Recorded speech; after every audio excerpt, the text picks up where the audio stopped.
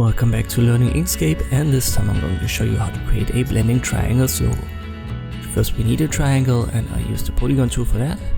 Make it 3 corners. Hold Ctrl when you drag it and rotate it.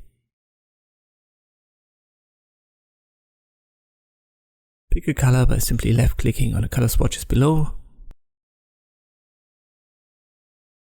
Afterwards it's selected, I go to Path and Path Effects, click on the plus sign, and we use the corners effect.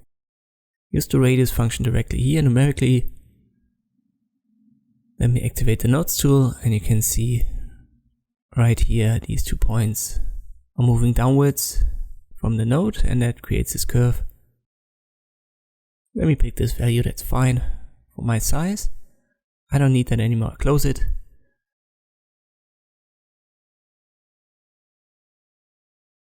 Well, let me maybe use a bluish color palette, then I press Ctrl D to copy it. I'll make it darker, and I hold Ctrl when I drag it downwards. I'll repeat the process. So I've got these 3 triangles now, I'll select them all, Ctrl G to group it, then Ctrl D to copy this group. I'll hold Ctrl when I drag it to the right. And now I reposition it holding Ctrl so that I've got it overlap. Select it all. Object, fill and stroke. And use the blending modes right here, under fill, and we'll use multiply. And now just reposition this group so that you've got the overlap where you want it to be.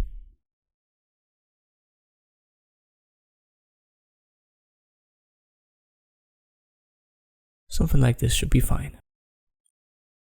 Afterwards select it all, Ctrl G to group it, and here is your blending triangles logo created in Inkscape. I hope this video was helpful, thanks for watching, and I'll see you next time.